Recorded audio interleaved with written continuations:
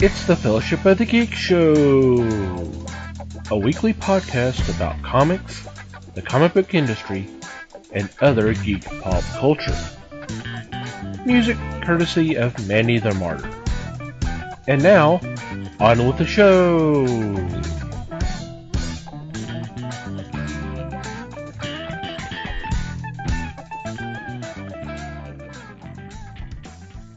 Hey there, everybody. It is the Fellowship of the Geeks podcast. My name is Thomas Chick, and joining me for this episode is Mike Marlowe. Hey, gang. Les Webster. Hello, all. And Liz Newman. Hello, everybody. How are you guys doing? Great. Tired. I understand that. I hope everybody out there is doing okay, and welcome to December. Hope y'all had a good Thanksgiving and had some fun while we were off for a week. So what's been going on in your corner of the galaxy?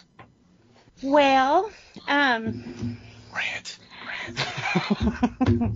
This is going to be a rant.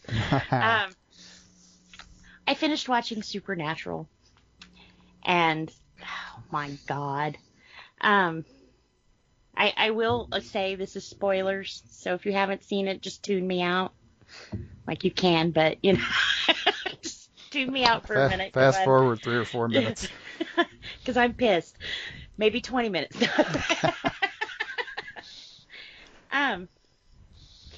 They killed Dean. Like, oh my God, they killed Dean. There was no resurrection. There was no gripping his shoulder and pulling him for perdition. It was bad.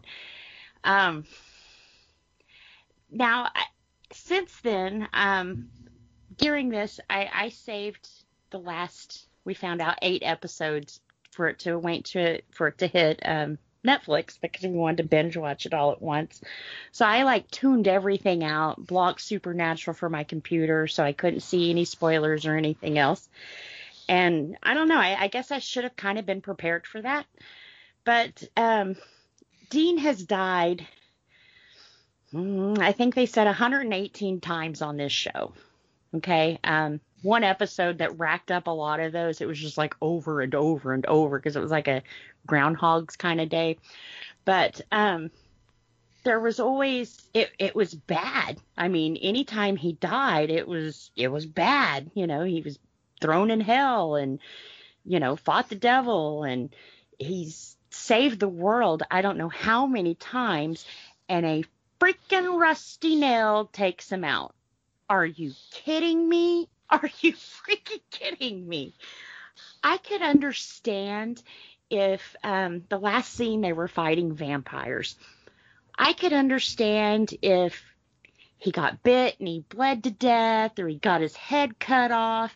But no, this was a freaking rusty piece of rebar sticking out of the wall that he happened to fall up on. So it wasn't even like he got his ass kicked and it killed him. It was a freaking piece of rebar. I mean, come on, 15 years and you're going to take him out with a piece of rebar? Hello. To me, it was just wrong. It was totally wrong. I honestly think they should have stopped at episode 20. 20 was awesome. We see Jack take God's place. He's got Amara and God inside of him.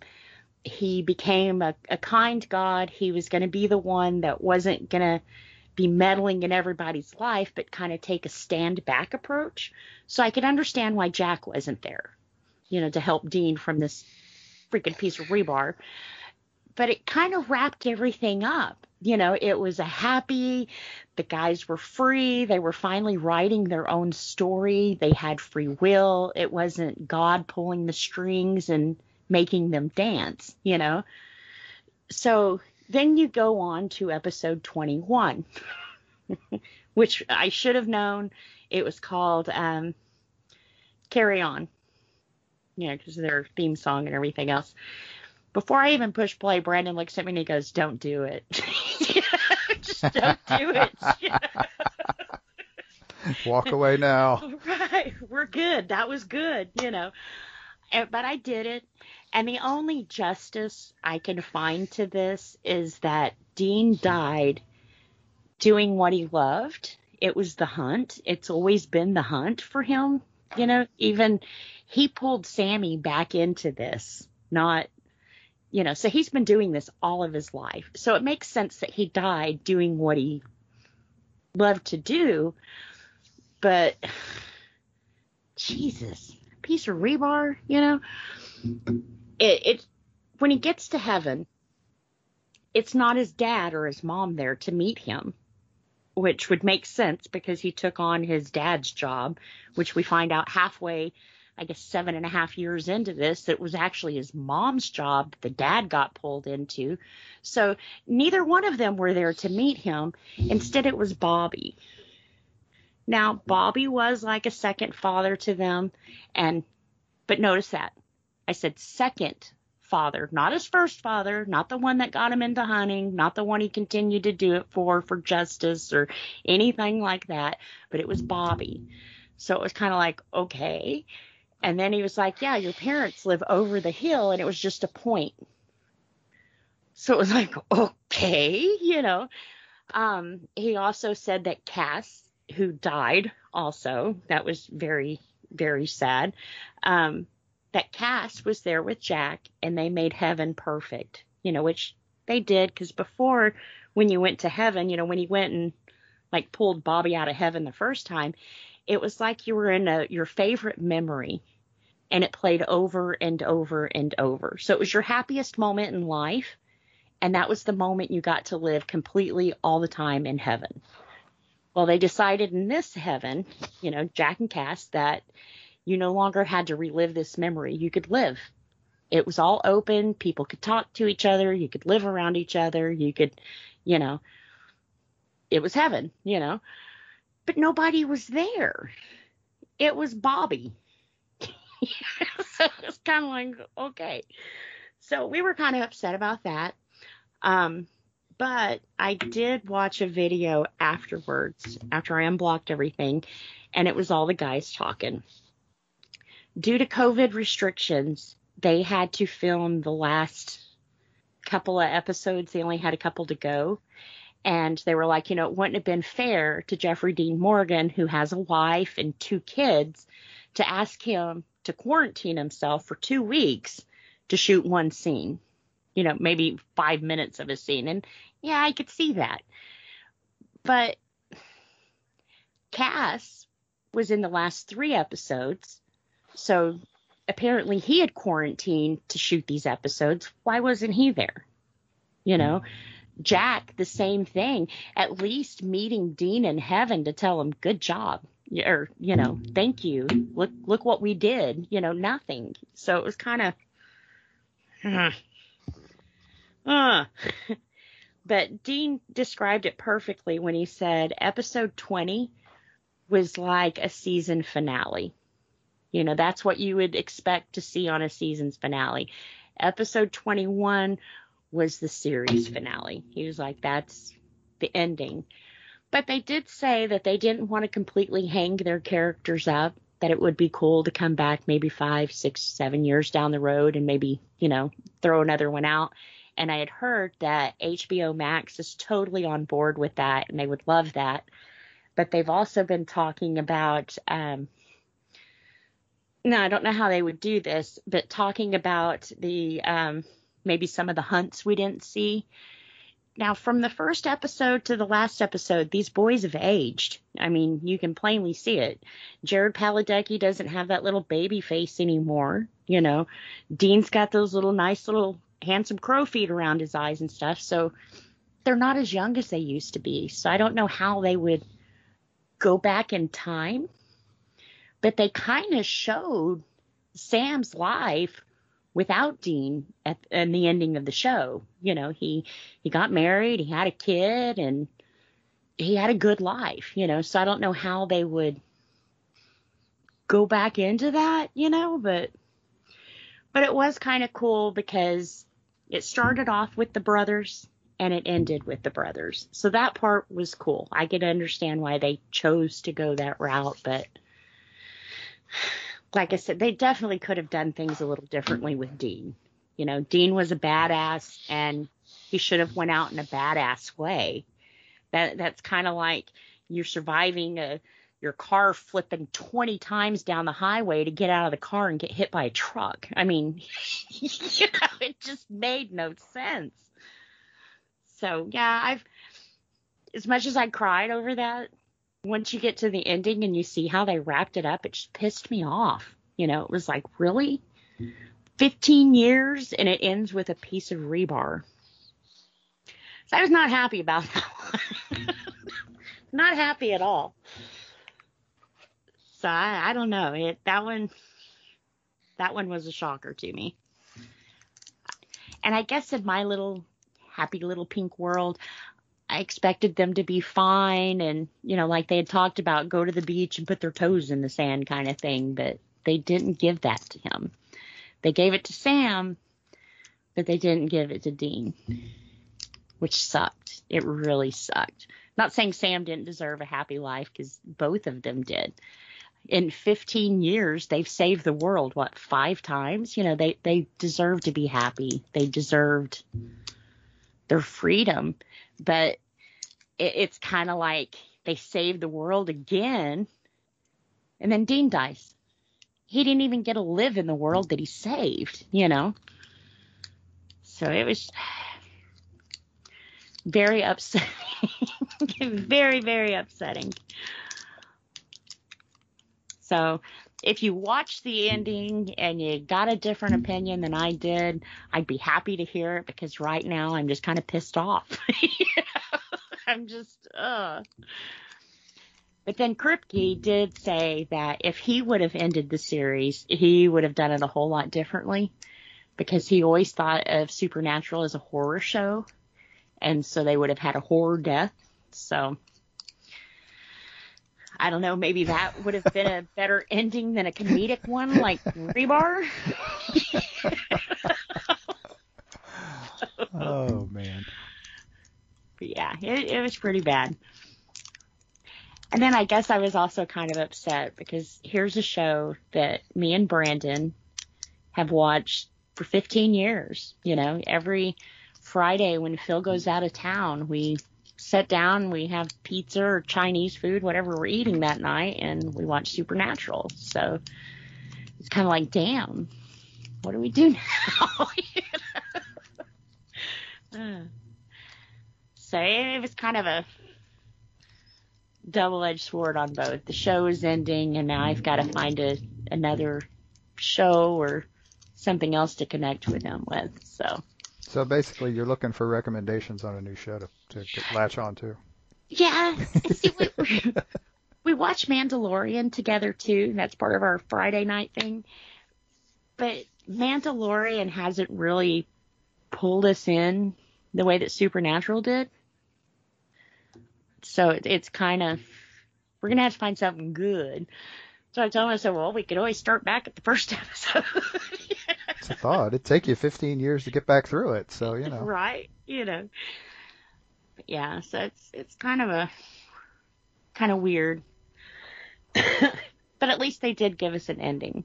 I hate when they end a show and it's, they think they're coming back for another season and then it gets canceled. So you never really get closure. So I feel we did get closure, as stupid as it was. You just didn't like it. Right. And in all reality, in all fairness, your favorite show in the whole wide world was going away. You weren't going to like the ending no matter what. Right. True. Ultimately. And so it, could it have been done better? Sure. But it sucks for you anyway. So. Yeah. But I would have felt better if Dean would have had that kick-ass death, that one that you were like, yeah, anybody would have died, doing that, like when he fought Satan, yeah, anybody could have died doing that. It was understandable. But a piece of rebar sticking out of the wall? Come on. That's like hunting 101. That's how normal people die. Right. Not even normal people, because they're like, oh, there's a spike there. I mean, like, Jesus. Oh, God. But yeah, I think that whole last episode, though, I think we both were holding our breath because it was, I mean, it started out bad and it just got worse, you know, so it was like, jeez. So yeah, not happy with that ending. Yeah. Yet alone all the controversy that the ending caused. I mean, the only thing I'll say on that, this show has always been about family. It's always been Sam and Dean against the whole world, not just a little corner of it, the whole world. And it went out that way. So I think had they have tried to do anything differently, it would have been forced and it wouldn't have made anybody happy anyways. So that's all I'll say about that one. Yeah. And fans of the show will know what I'm talking about. So, yeah, other than that, it's kind of been like, what do I do now? You know? But there's really not a lot of good stuff coming out, you know? So, but I am excited about their future projects. Dean, I think I've said this 1,000 times, so here's 1,001. He'll be on The Boys. But I forgot the guy he's playing. Any other time I could have told you, but I forgot the guy he's playing. And it's kind of cool because if you're caught up with The Boys, the ending of season 2 had a lot of Nazi references. Soldier Boy, that's who he's playing, had a lot of Nazi references. And Homelander kind of started boning the chick that was into all this Nazi stuff. And they've always mentioned Soldier Boy, even from season 1, about he was always out on the front line fighting Nazis. So I think Dean will come in and kind of clean up the mess that the Soups have made. So it'll be cool to see him in that and just to continue on. And then Jared, I won't even mess up his name, Paladecki, something like that, Paladecki. He's going on to Texas Walker Ranger. So he'll still be a hunter with a badge, a real badge this time. You know? So that's kind of cool. I don't know if I'll like that. I wasn't really crazy about Chuck Norris, but maybe since it's Jared, it'll be a little different. I'm hoping anyways. But, you know, the first Texas Walker Ranger was filmed locally. Mm-hmm. So I hope they'll come back and film it locally again. So you think that you almost think they have to film it in Texas somewhere, right? Yeah, but see, the boys are from Austin, so I don't know if they'll do it closer to Austin or if they'll actually come, you know, to Dallas to do that again. Austin's not that far. Yeah. But if it is in Texas, and you guys read reports of a crazy woman on set, that was me. I'm the crazy woman. Right. Like I'm saying, Austin's not that far. You can drive down there, do whatever crazy thing you want to do, and drive back. It's no big deal. Yeah, and see, my farm is like halfway. There you go. Even better. I even have a hideout. Mm-hmm. So if he's kidnapped... So I guess we need to start auditioning a replacement just in case someone goes to prison, you know. Or at least start collecting bail money. Right, I was going to say, at least scrounge up bail money. Go fund me. Have to figure out the whole plausible deniability thing, too, while we're at it. Yeah, no, we didn't have any idea she was going to do this. We thought she was joking. Just ignore episode 235 and yeah. It's all good. Just bleep all that out. That was my evil twin. Ha ha ha. So, yeah, it should be. I'm sorry, I'm naming names. My name is Kathy. Oh. Sure. Yeah, that's all I've really got. I've been bummed, so. Yeah. But we did watch a good show. What was that? Murder by Death? Oh, yeah. Yeah. So I had fun doing that, too.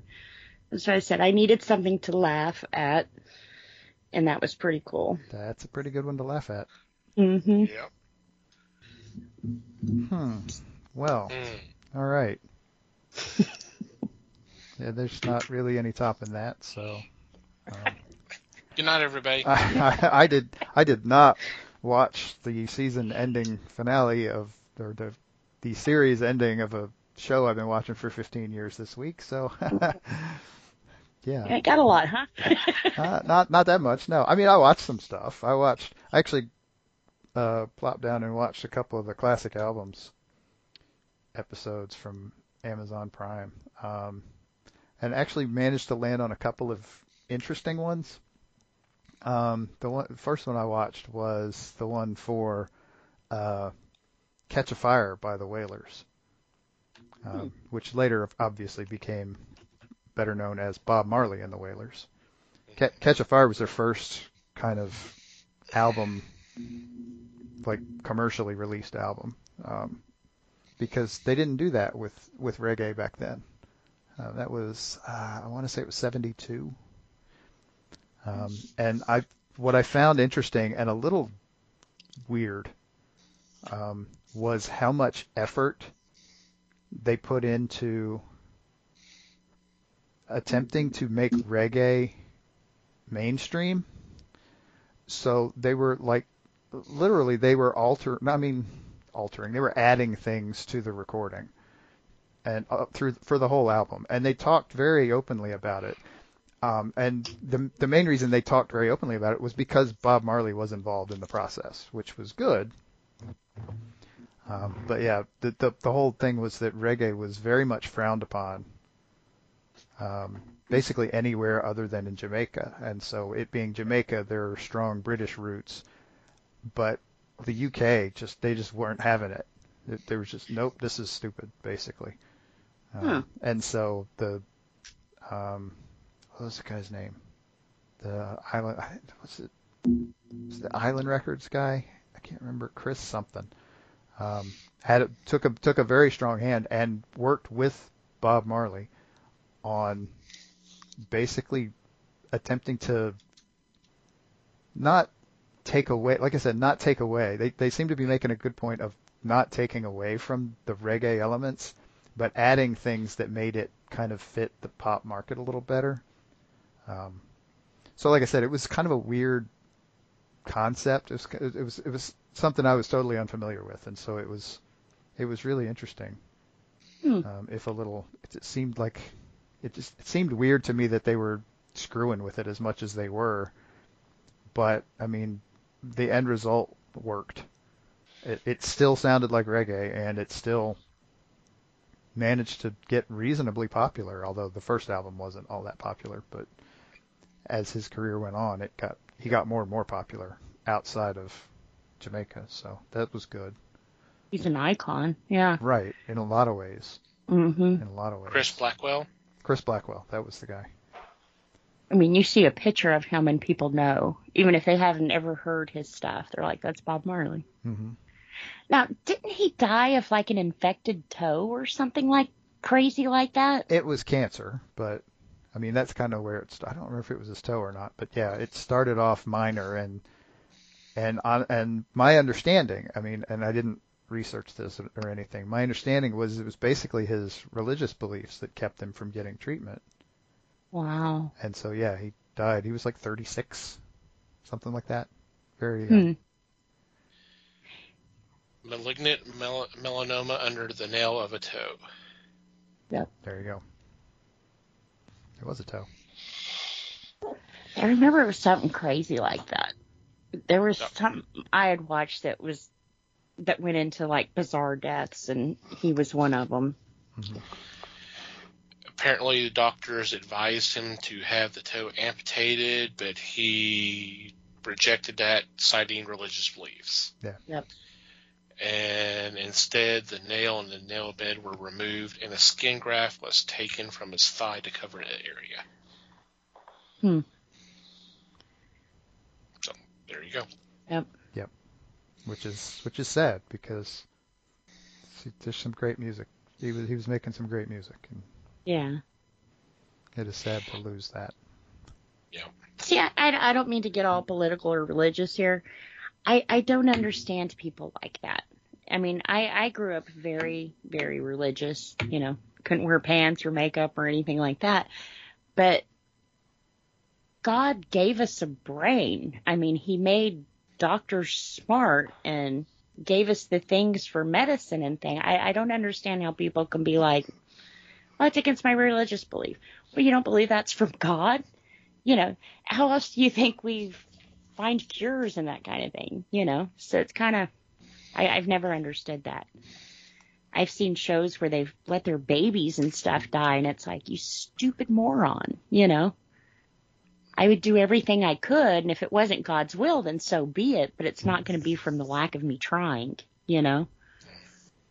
So the second one that I watched was the one for the Sex Pistols album.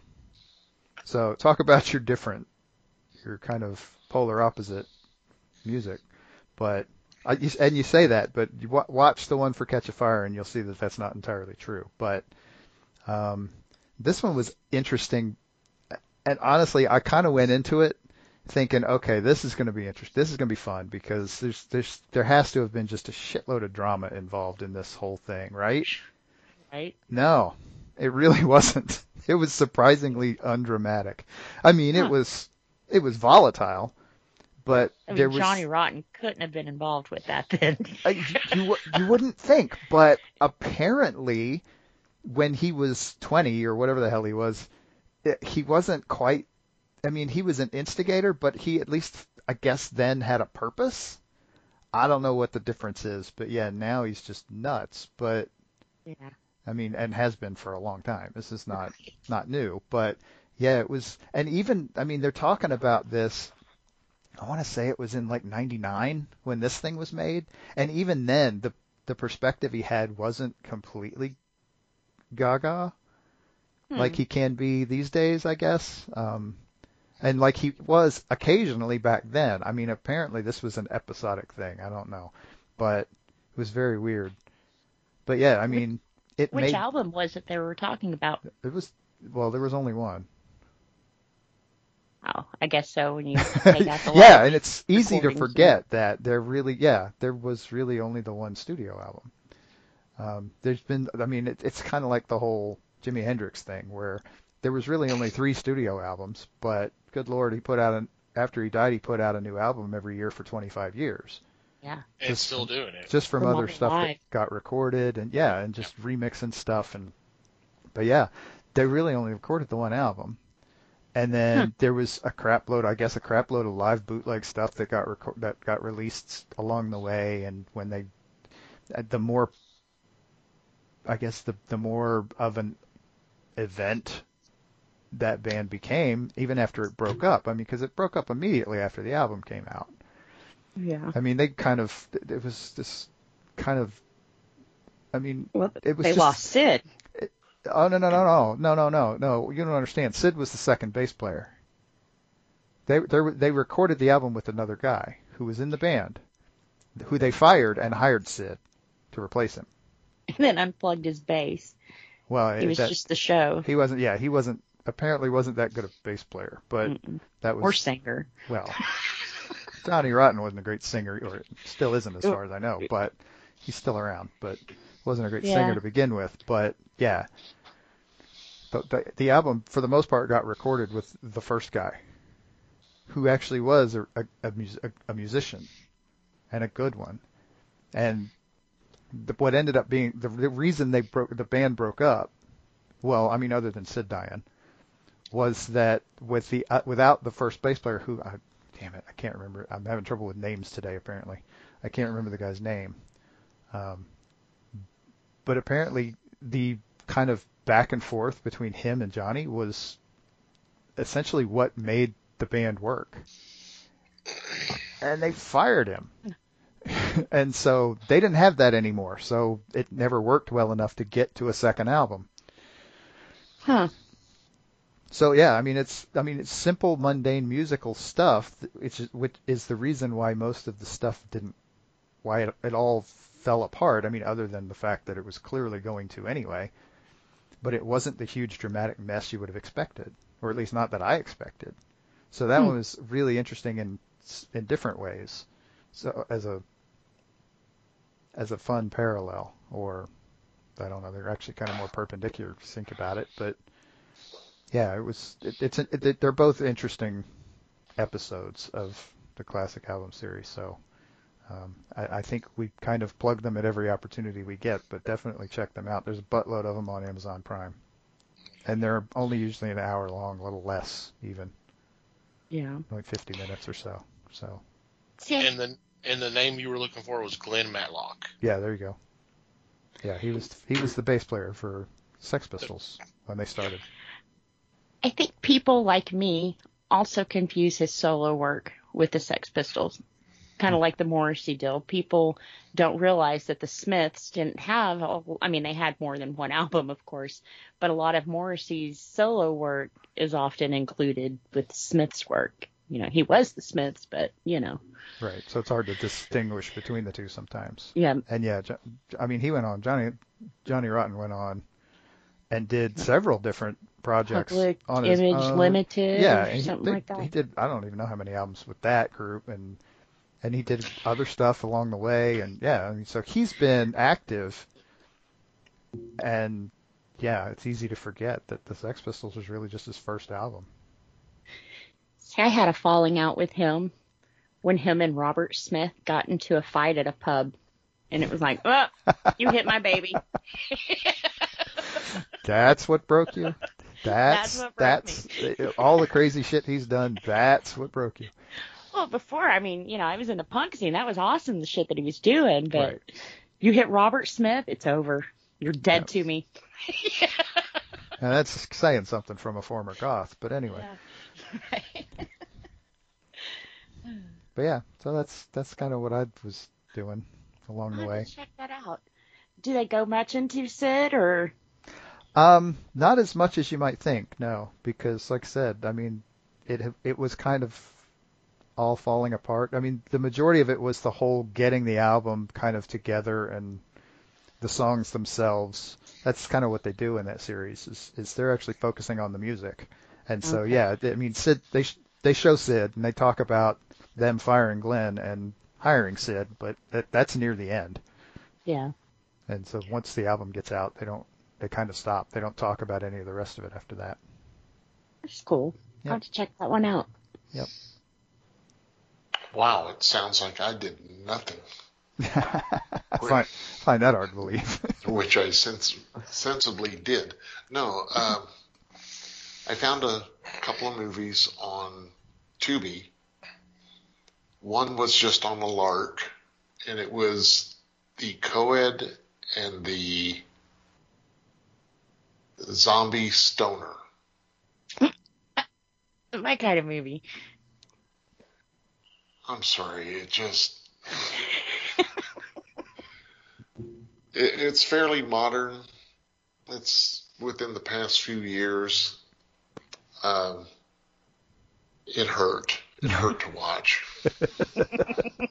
And I love bad movies, but this one had so many fallacies that I couldn't keep up.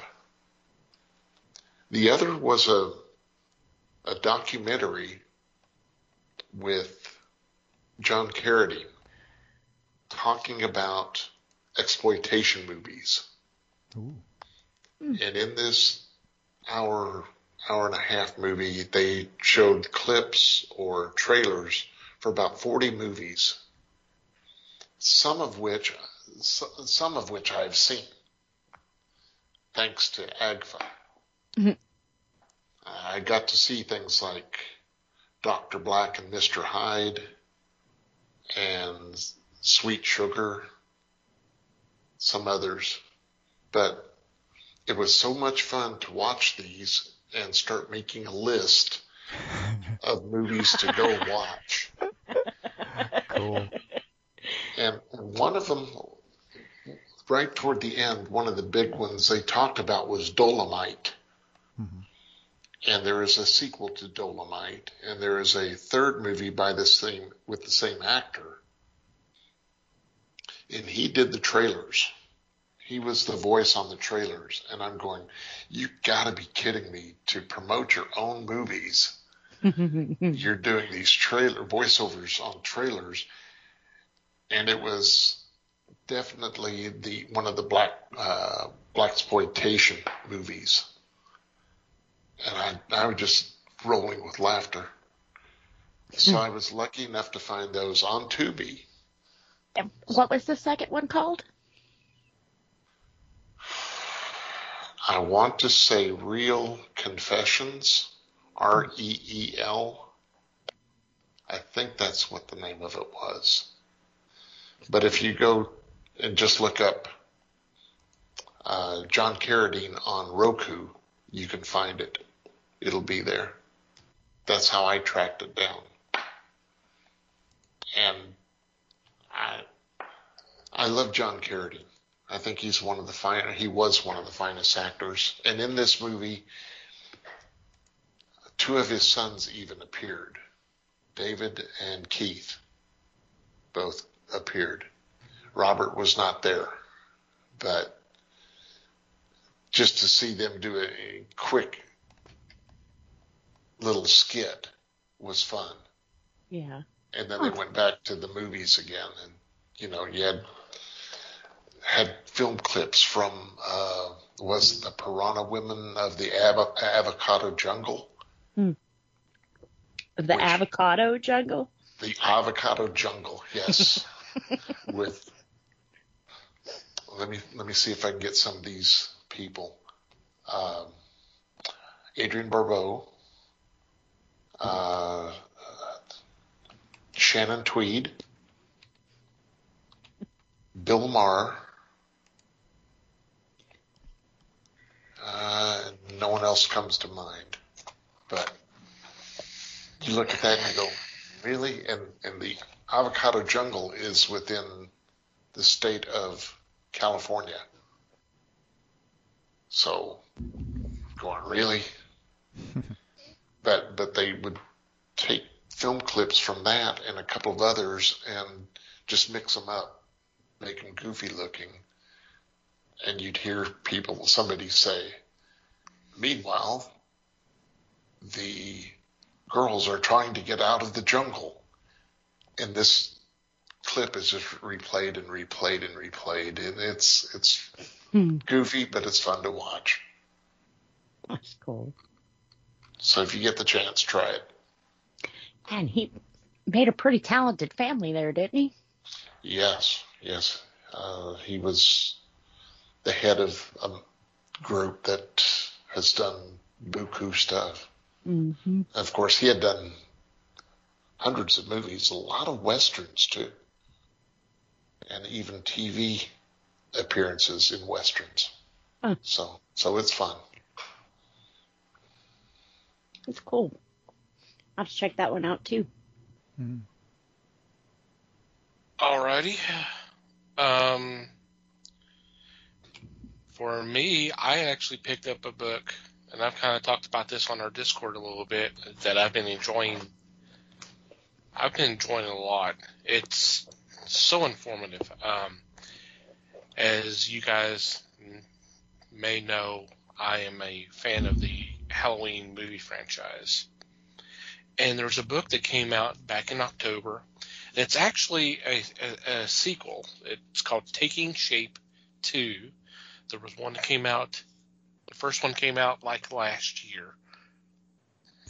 The first book chronicles the beginning of the very first Halloween film, from creation to script and trying to get everything, production and all that, all the way up to, I'm not sure exactly if they cover the 2018 film, but if they don't, they stop short of that. So they cover all the movies, do the behind the scenes and some analysis, interviews with people who were there, and all that kind of stuff. So the guys who wrote that, and the names were Dustin McNeil and Travis Mullins, they've come out with the follow-up.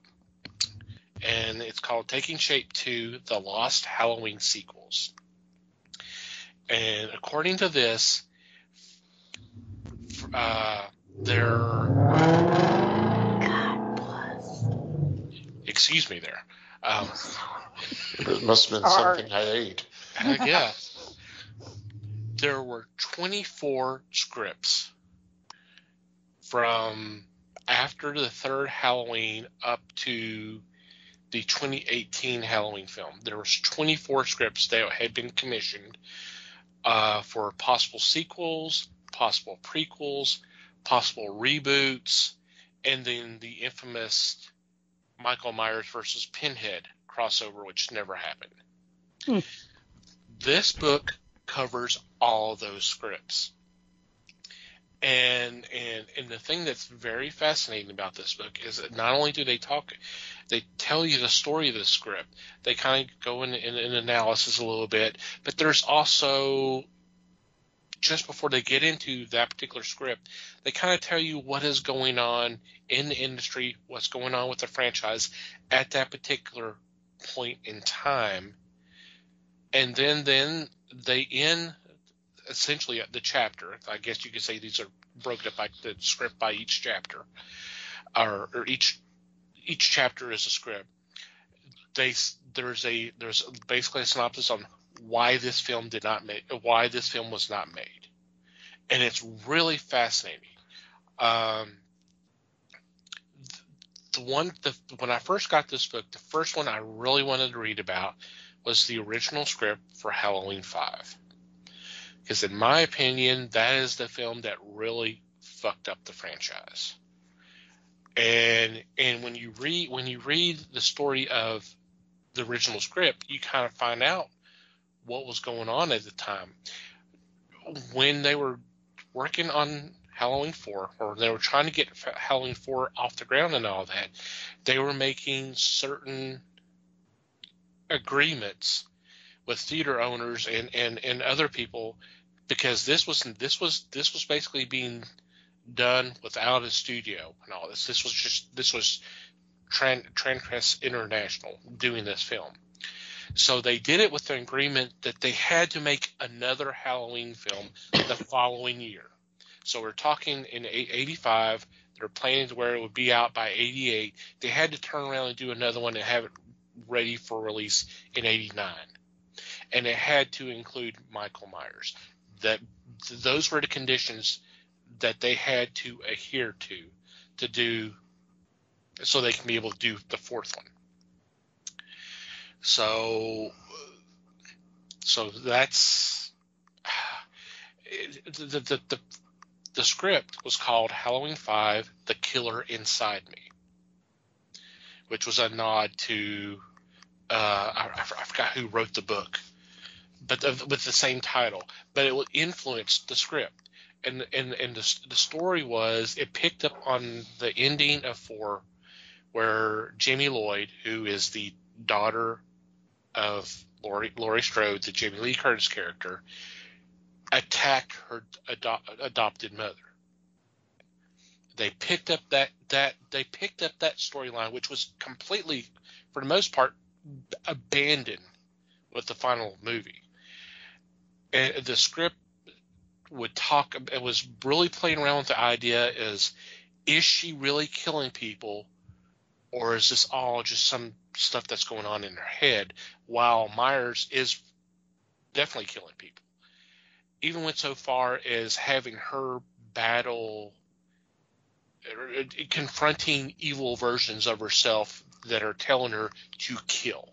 And they really played around with the idea, okay, was this person killed by Jamie, the kid, or Myers, who happened to be there around the same time?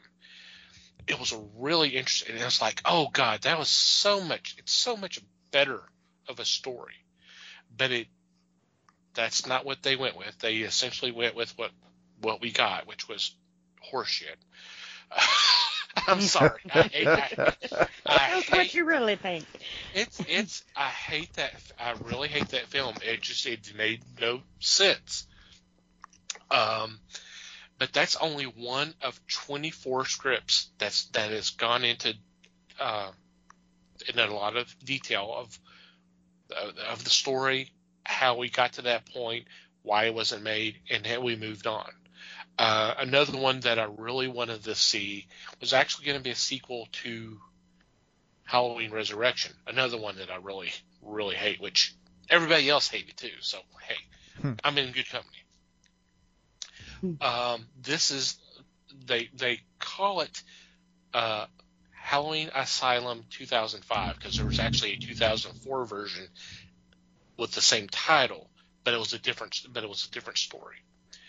And the story it's like I said, it follows up Resurrection, where Myers is captured after killing the Busta Rhymes character from Resurrection, which I'm like, oh, good. Well, we don't have to worry about him because apparently he was under contract to do 2 films, so we could have had another Halloween film with Busta Rhymes throughout the entire movie. In one of the scripts, they were actually talking about having Busta Rhymes and then bringing back LL Cool J, who was in Halloween H2O, and have both of them in the movie. Huh. Which, I think LL Cool J is a pretty good actor, so I wouldn't have a problem with that. Yeah.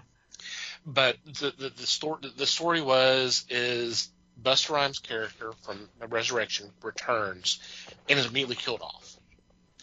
And it's his death that the police were finally able to capture Myers.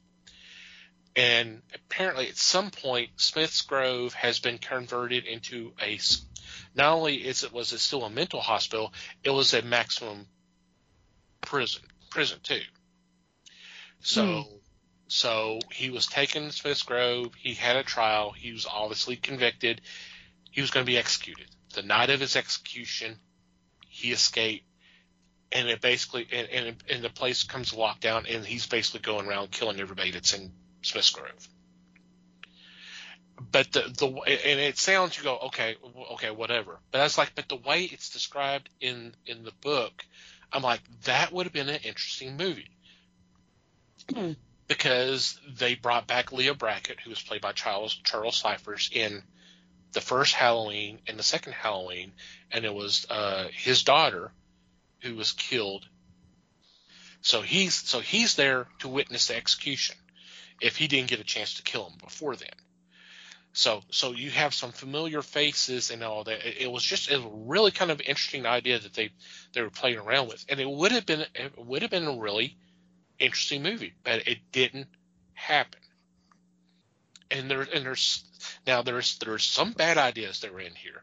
I will admit that, but there were some of these that just like, oh, it would have been interesting to see. It really would have been. So if you're a Halloween fan, I definitely recommend this book because it's an eye opener. I mean, there's like 3 different scripts for Halloween 4. One of them actually included Laurie Strode, which they basically dropped because they could not get Jamie Lee Curtis come back.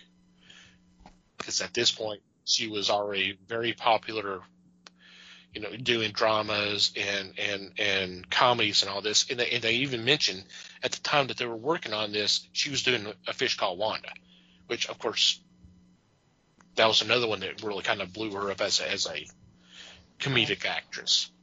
So it's just like, no, there was no way they were going to bring her back.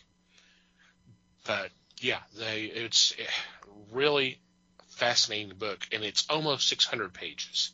So they didn't skimp on writing this thing. They go pretty detailed. Wow. Cool. Yeah. So I'd like to get that one. I don't blame you because I'm not even sure how I came across this, but I saw something about this book and read this kind of the synopsis, and they had kind of a little bit of breakdown of some of the scripts that were being mentioned. I'm like, those are cool ideas. Those are very interesting ideas. I kind of like them. I would like to read more about it. Actually, I would love to read the real scripts if they were somehow available, just to see how it would have gone. Yeah. Well, and assuming that they got developed out that far. I Well, bet some of them you probably didn't have entire scripts written. Yeah, that's a fair point. Yeah, some of them didn't get that far. Some of them got to second or third drafts. The first Halloween 4 they mentioned was actually it's a lot of it we actually got to see in Halloween 4. But that was actually a script off of someone else's script, and then that script that's mentioned in here was actually rewritten and changed up and all that. And so there was if you look at the credits, there's like 5 or 6 names listed as for written, and it doesn't even include the guy who is listed in this book. Right. Which, in fairness, he was taking the original script and rewriting it, so, And stuff like that isn't unusual. It isn't unusual. Script writing in Hollywood. And they kind of talk about that, and the guy says, at the time he was really only doing like plays and that kind of stuff, so he didn't really fight it. And in retrospect, he says he probably should have, but at the time he just said screw it, that's fine. So. Right, he got paid. Yeah. But I mean, there were some weird stuff in some of these. One of them. One of the reboots actually included 2 killers. Ooh. There was 2 shapes. One of the scripts for Halloween 4, they actually kind of went supernatural, and more bullets were being shot at him, he all of a sudden grew 12 foot, and I'm like, okay. Oh boy, Kaiju Michael Myers. Yeah, I'm glad that part was not put in there. That's funny. So, like I said, some of these ideas are really head scratchers, but some of these were like, it's an interesting idea. I kind of like it.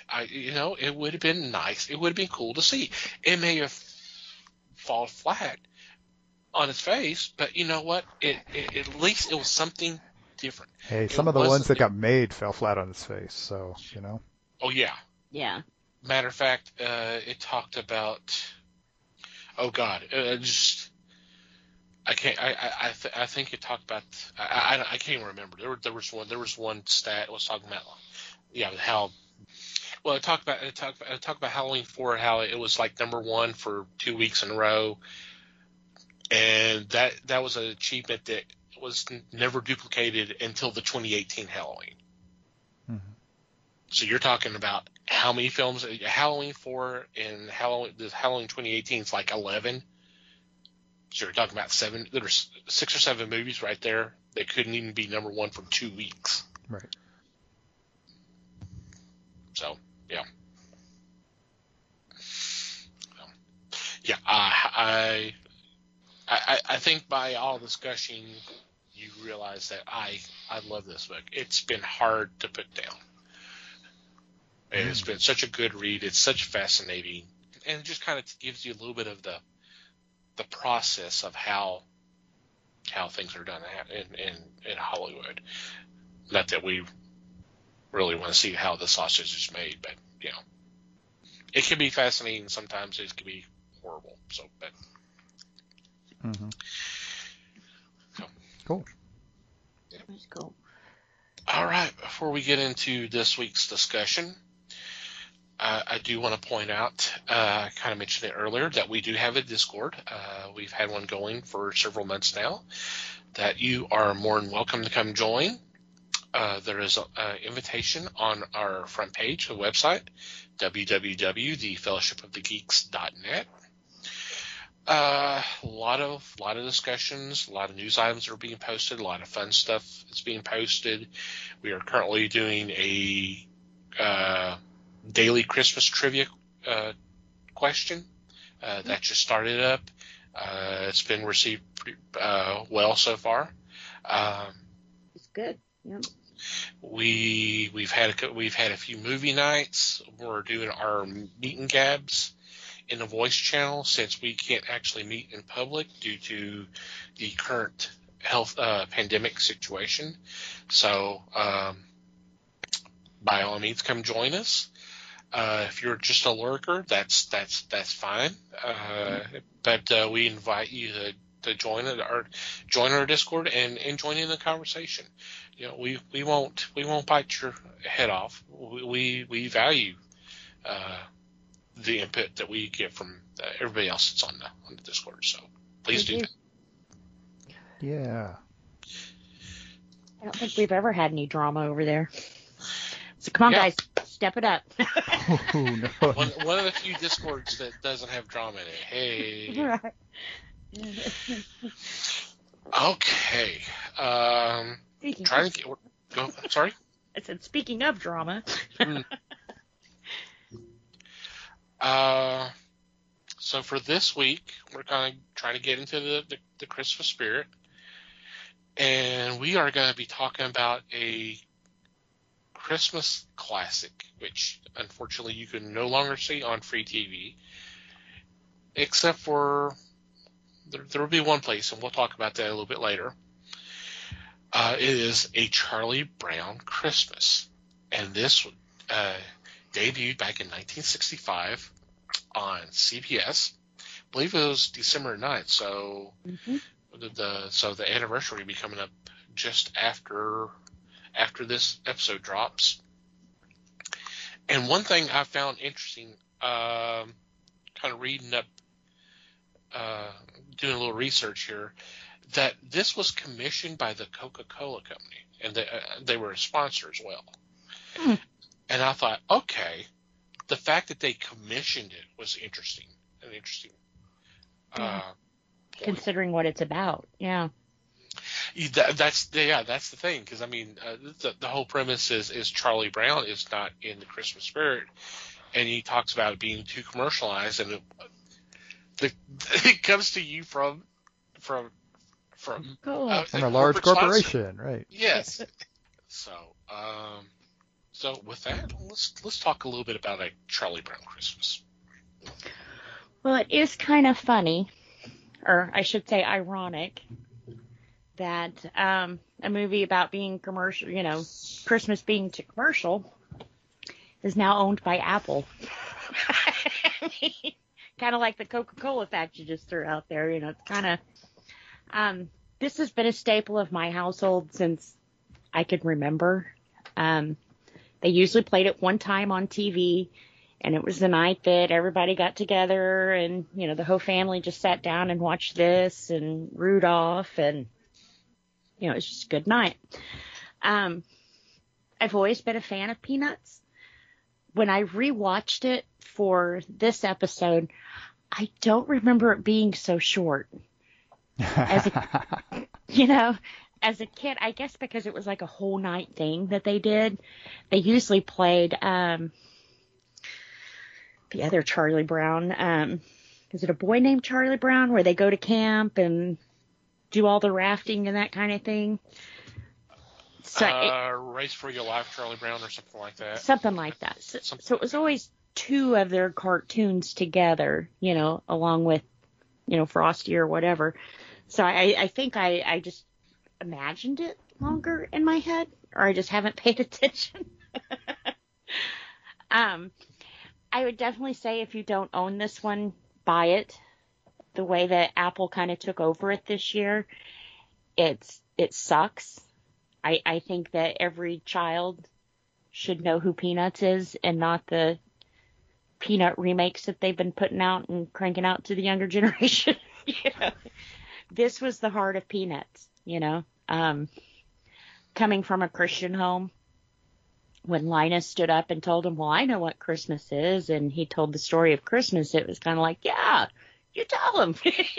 That's right. That's what this is. So it's just good and wholesome, and I don't know if they have another one out like this, And it definitely didn't run into sequel after sequel like Frosty and Rudolph and, all the other good ones too, but it kept true to its meaning. They never tried to shine it up for TV. Original format, here you go, So I really like this one. It's funny you say that about the sequel thing, because the DVD version that we have here at our house, has the sequel on it. Huh. Oh, really? Yeah, it's pretty terrible, really, I have to say. But yeah, I don't it know it, if I've seen the sequel then. it doesn't. It's about the same length, and I mean, okay, so A Charlie Brown Christmas is not like a tour de force of storytelling, but No. it's got a story. The sequel does not.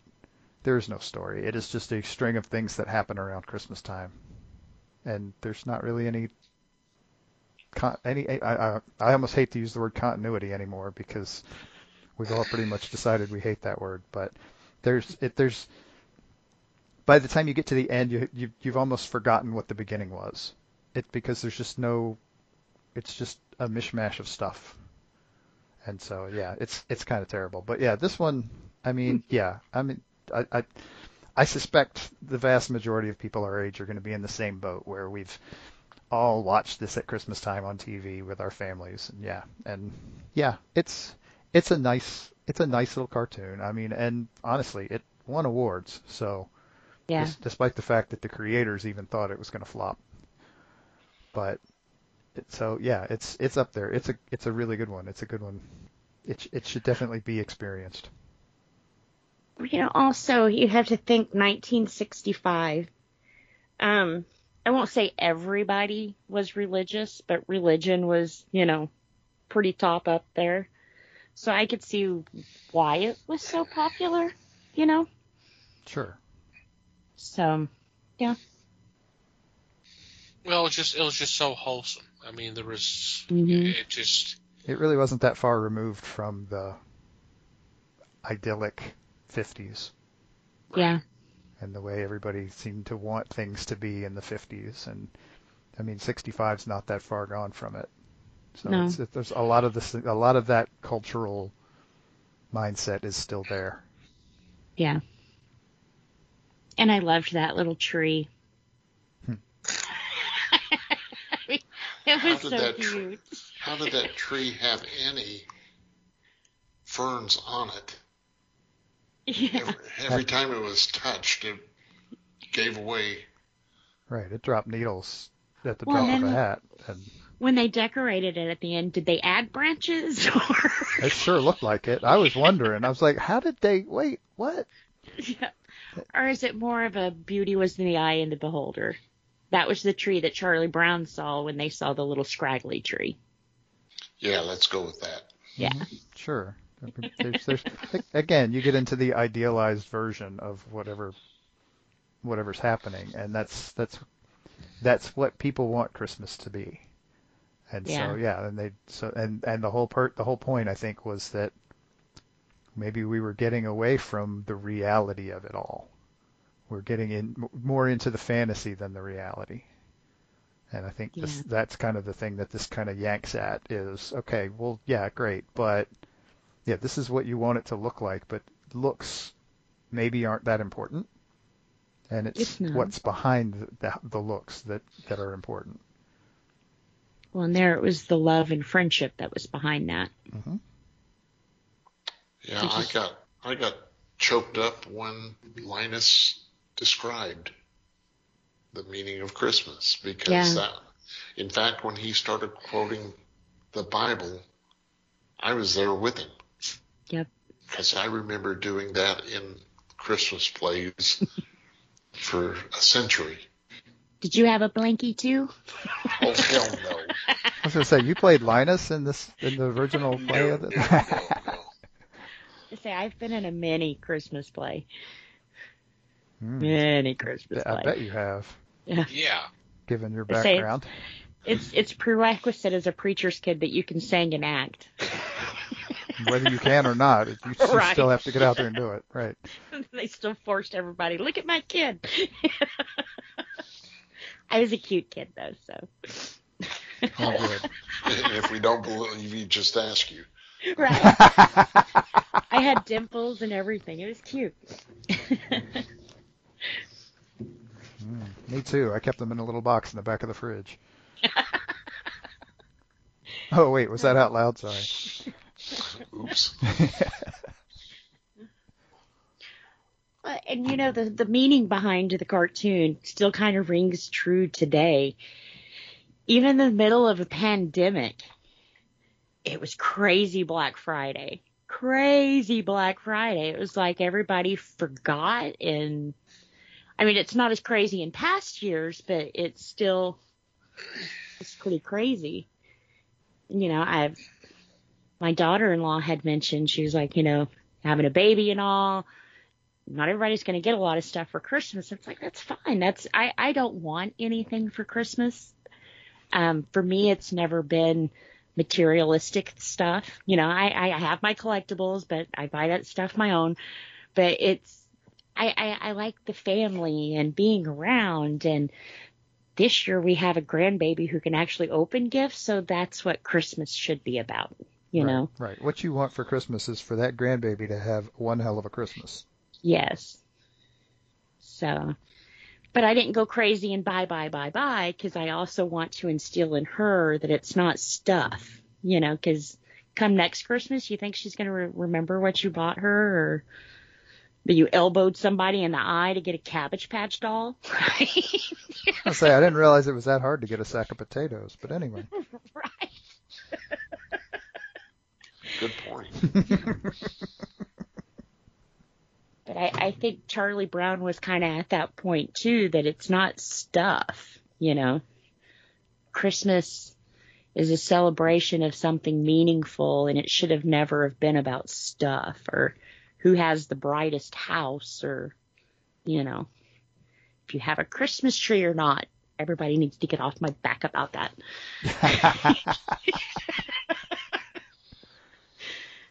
You want to hear funny?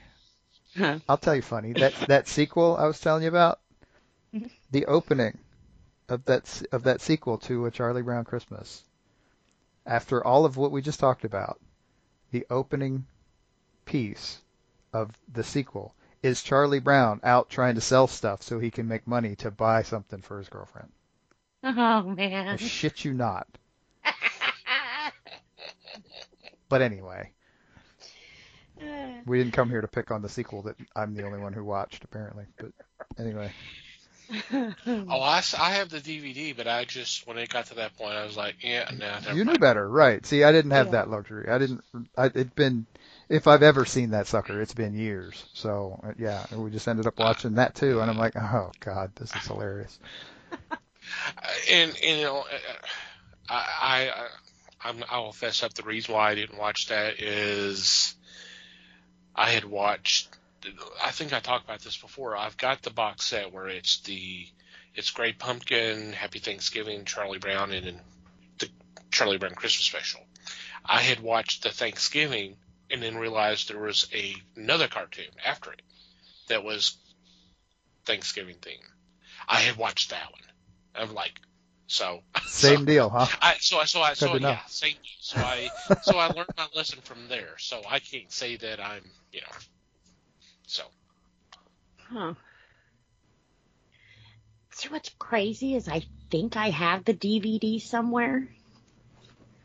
I think my mom bought the boys a set one year or something, but we always watch it on TV. That's like part of the tradition, is you have to catch it when it's on. Well, and I think they did show it this past weekend. Like it was, I don't remember which, it was Friday or Saturday night, I think, and I think it was CBS. But it took a petition to make the Grinch's heart grow. Well, yeah. It may have changed, but from everything I saw, it was supposed to be airing on the 13th at 7:30 p.m. I guess that's going to be Eastern time on PBS. Maybe that was it then. Or I don't know. You may be thinking about the Thanksgiving. I don't know.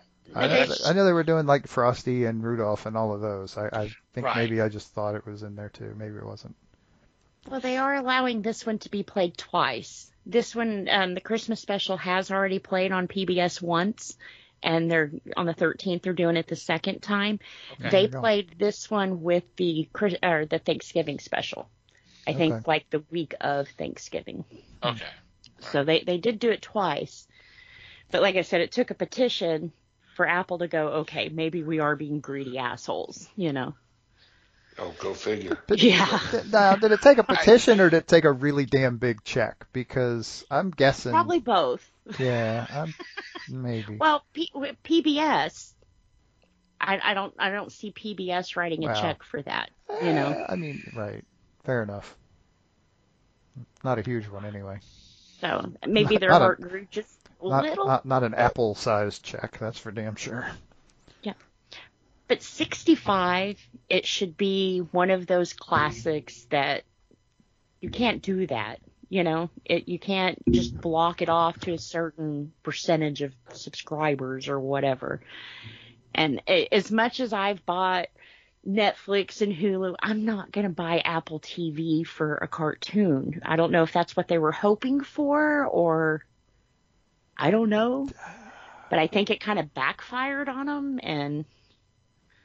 But it's something that it should be played, because there's so many families like mine that this is a tradition. It's not just something on TV. It's a tradition now, you know.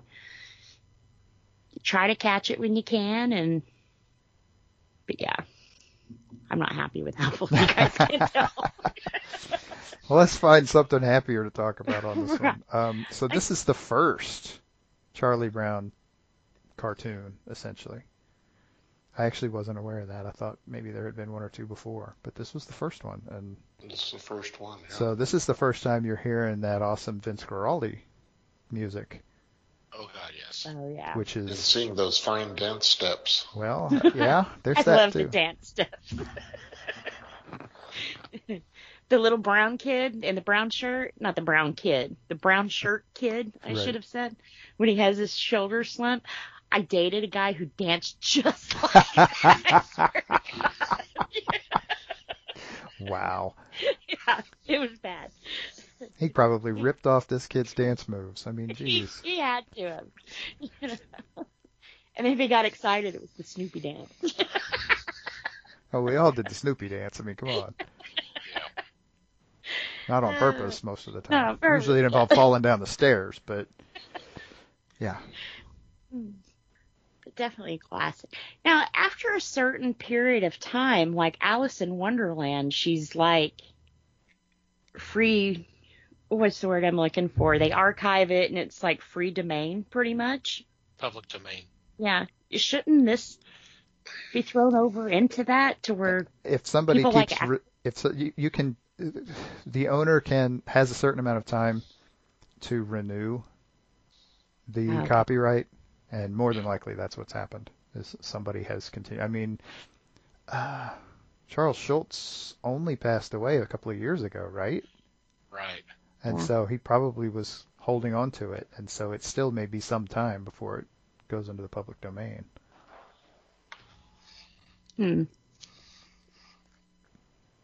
It would be nice if the classics stayed that way. And I can understand, like Disney, when they remade Alice, you can't remake Disney's Alice, but they didn't make it like the original Alice either. So it still gives people a little room to play with the Alice thing, you know. So they should be able to. That opens up a can of worms. Yeah. We don't want to go down that rabbit trail on this one.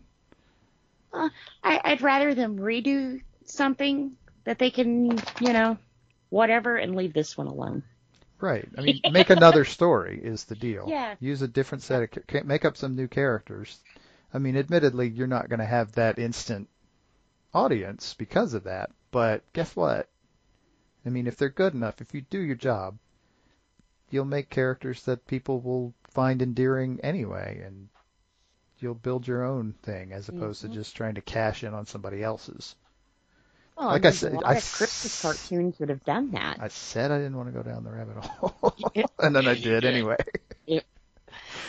Uh, I mean, every year there's a new cartoon that's pretty awesome. You know,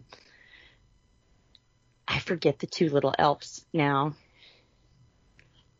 but they have two little elves that are like the elf operational team, and they've done it for 2 years now. First year was the first one, and then last year they put out two. So it was pretty cool. It was funny. It was wholesome, so you don't have to Scrooge the classics. There's a lot of material, especially where Christmas is concerned out there. Now I'm going to go nuts till I figure out what those two little elves' names are. Yeah, because I have no idea what you're talking about. I'm wanting to say Nip and Tuck, but that was a plastic surgery show that, TV drama. Yeah. Yeah, see, Christmas is not really my bag, so I'm a little out of my Other than depth Halloween, it's my favorite season. It's always the time when you saw a family and prep and landing. That's it. here. Okay. That's the elf's name. Yep. Okay.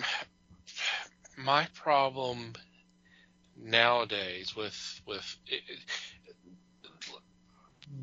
it being on regular TV, and it doesn't apply just to Charlie Brown Christmas. It's all the Christmas specials now. Mm-hmm. You talk about this being short. It's according to this, it's 25 minutes and 25 seconds. Mm-hmm. So basically in a 30-minute time slot. Mm-hmm. The problem is nowadays there are more commercial breaks, longer commercial breaks. So to make up for that, they edit these specials. Yeah. That's my problem with seeing them now. I used to be, back when it was ABC Family, I would watch some of the specials they show. I'm sure they do it now. Was it Freeform now or something like that, where it's Rudolph Shiny New Year or Night Before Christmas and a lot of these other Christmas specials. They're edited to hell. They got to make up that time so they can have all the commercial breaks, and that's sad. See, back in the day, it was a special night, and they usually block commercials out.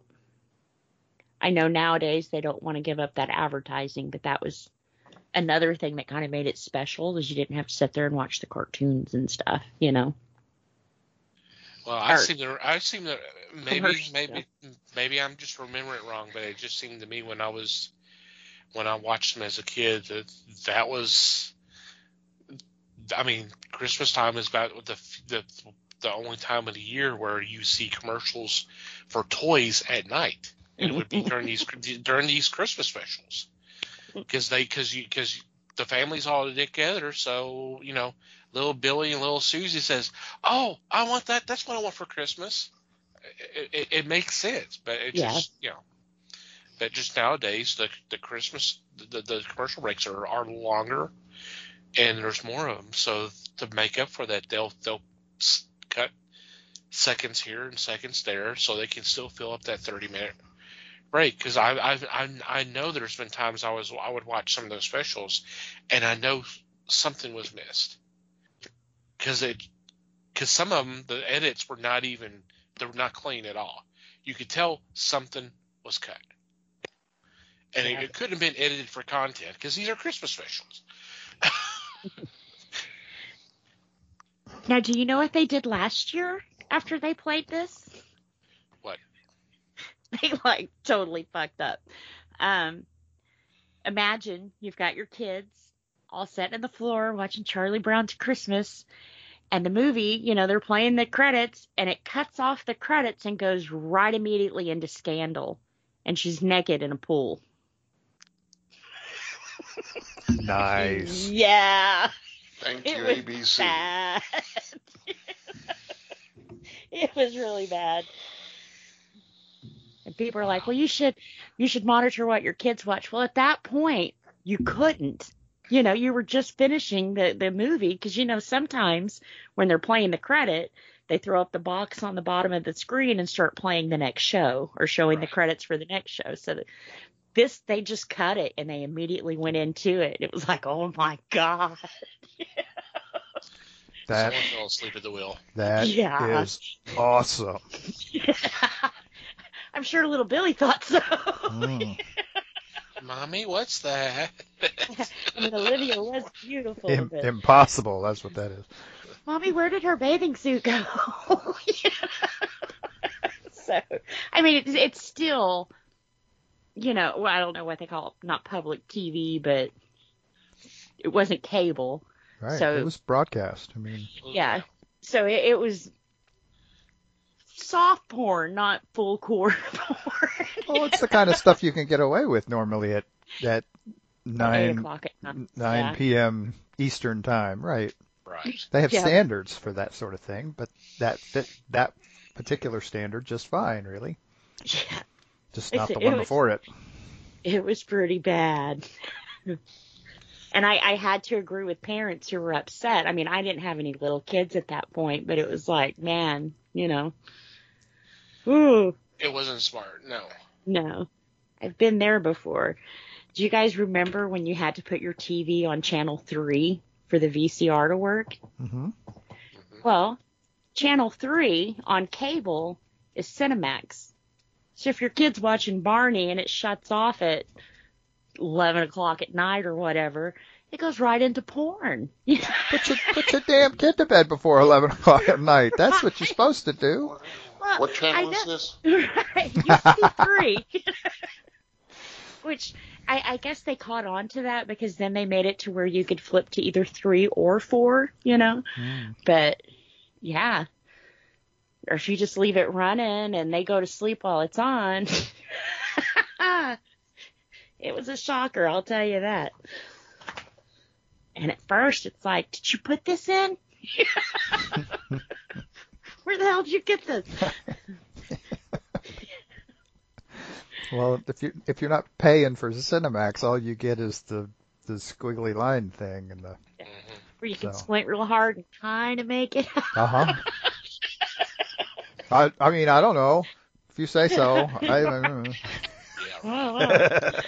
So I've heard, yeah. That's what they tell me. I read about that somewhere. Yeah. Right. Yeah. So yeah, it was a wake up shock from something wholesome to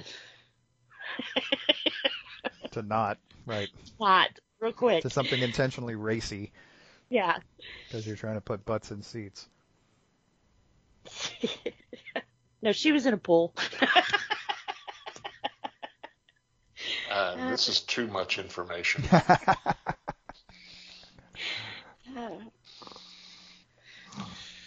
Mike, you mentioned music. So that was a long time ago. Yeah, that was a long time. That was before the old Scandal thing. It was kind of an interesting choice that they chose to do a jazz music for the special. It works. It's beautiful music, but it is kind of an interesting choice. It is, and in that time frame, I think it was. I mean, correct me if I'm wrong, but jazz was still pretty well frowned upon at that point. It was. Because it took a while for. I mean, I want to say it was later than that. Even. I mean, you get into really the 70s before jazz becomes kind of accepted as mainstream. And so, yeah, it's. I mean, obviously it was there and it was around, but to associate it with a kid's property, essentially, Right. kind of a risky thing. I mean, and sure they blended it in with like Beethoven and stuff. So I mean, Right. I mean, in a way, they're kind of almost demonstrating in a very, very, very subtle way how not different it really is. But Yeah. I mean, I find it hard to believe that anybody was being that intentionally subtle in this setting. But yeah, it's. I mean, and not only is it good music, it also has become iconic because of this particular platform that it had. Well, I have that song. It's Christmas time in a card that you open it and it plays it. That's usually the common one that they associate with the Peanuts Christmas. Mm-hmm. That was written for this, I believe, wasn't it? I believe so. Didn't I read that somewhere? I'm not sure. The Christmas time is here, I think is what's. Yeah, Yep, it was written for it. it's written for this. By Lee Mendelson and Vince Guaraldi. Guaraldi. Araldi. There you go. Yep. That's pretty cool. Yep. All because the producer was a fan of the Vince Guaraldi trio. So brought him in to do this. Huh.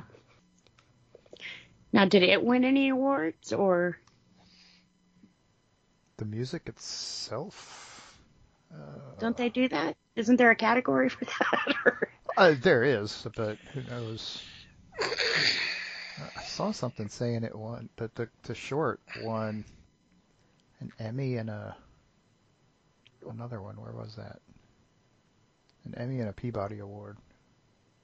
It's cool. They also say it's been covered by REM and Stone Temple Pilots. That song? Wow. Yeah. Interesting. I've not heard either Steve of those Vai. versions. Oh, that I'd doesn't love to surprise me. hear that. I would so love to hear that. Yep. I mean, and that's as good an indicator that it has entered the culture. Yeah. I mean, it's being covered by bands who were at least at some point popular.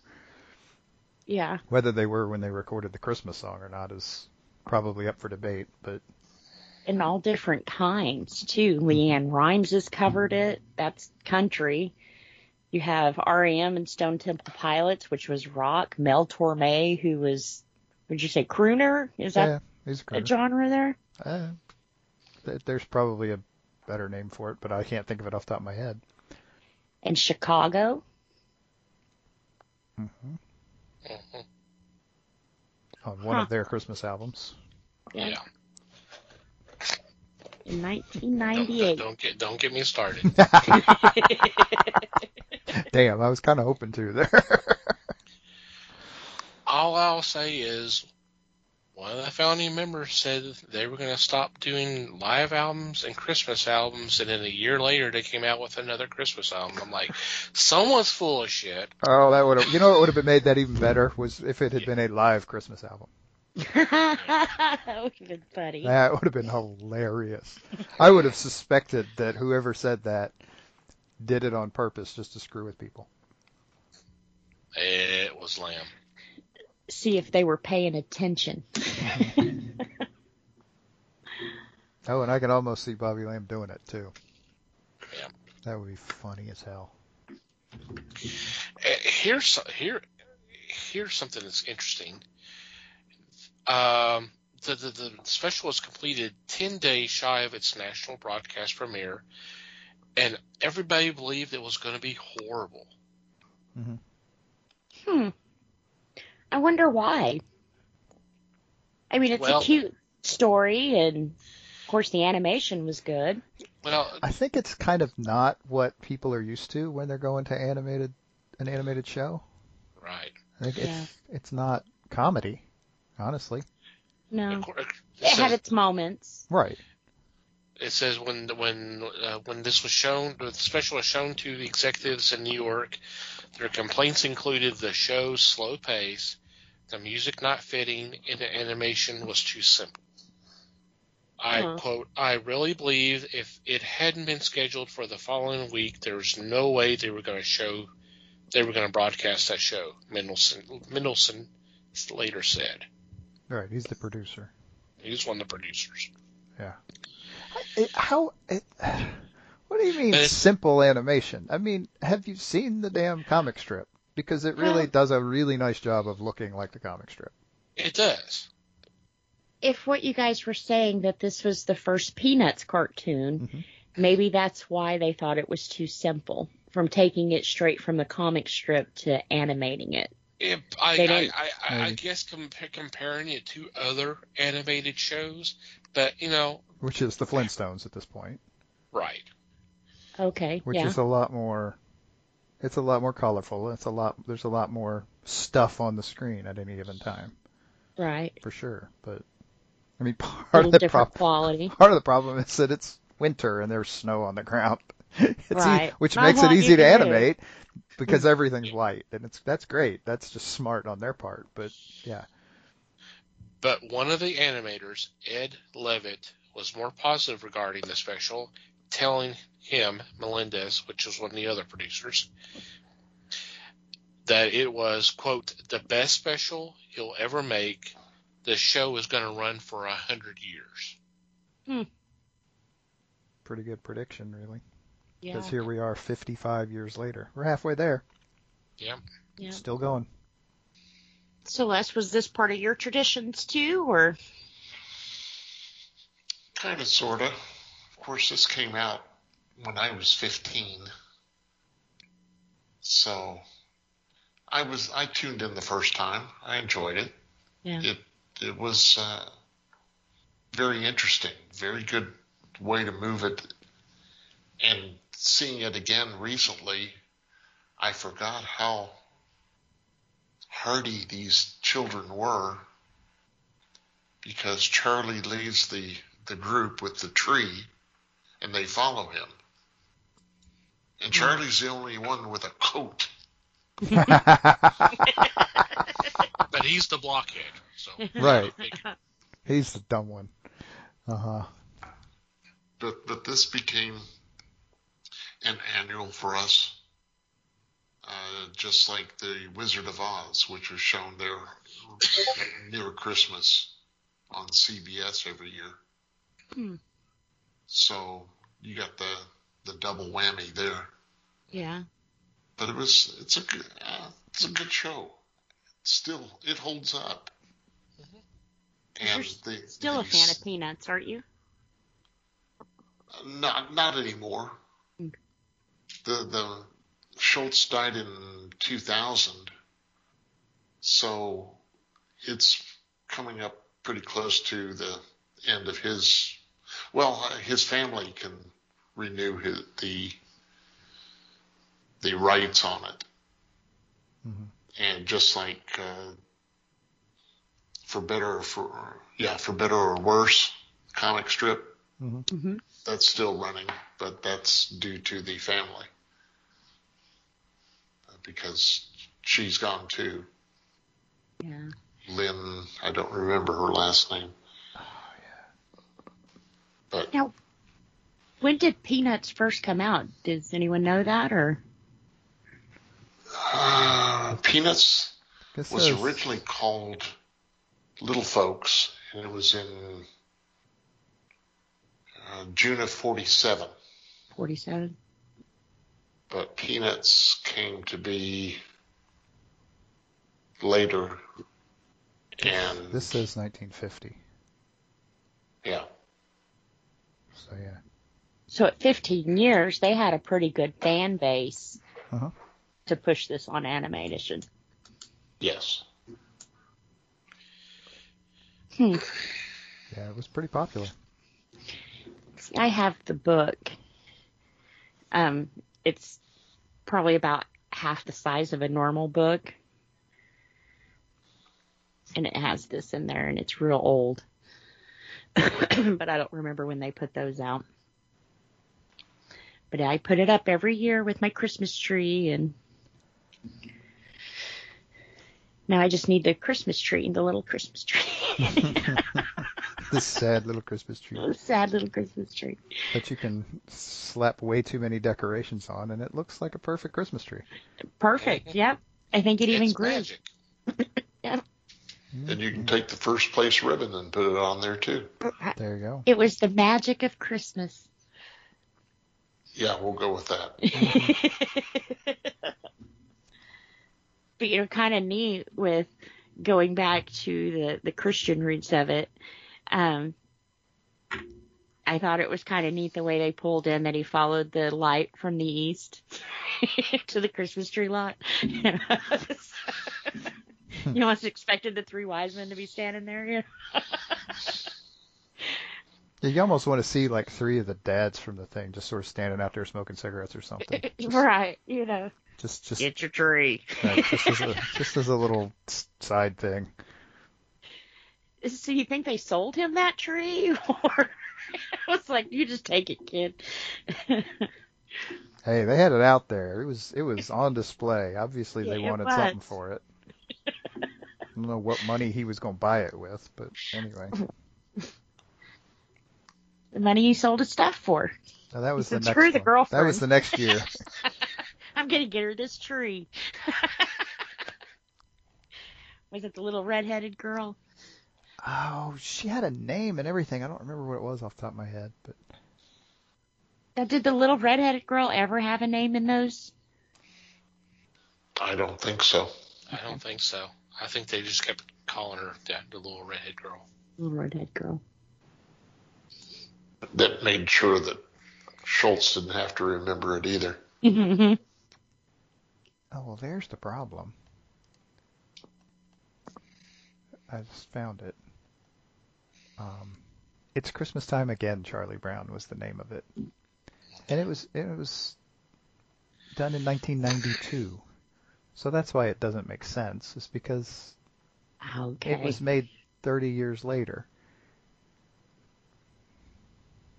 And it's just like clips. No, it was a continuous thing. It just the story. There wasn't really a story that followed all the way through. Huh. Oh, see, okay, that makes some sense. It was taken from actual strips, but not necessarily strips that tied together. Hmm.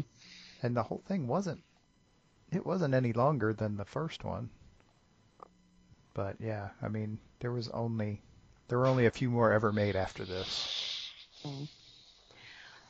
I know Peanuts rebooted. Golly, it's probably been about 5 years now. And the show that they had, it wasn't like a 30-minute cartoon. It was clips.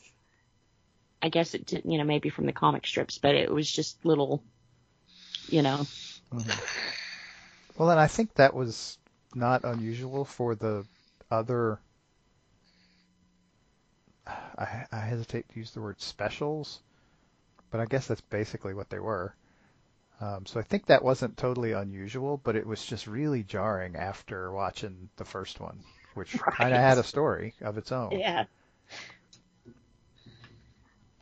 You didn't have to go buy stuff, and then he's buying stuff. Right. Going back a little bit regarding the little redhead girl.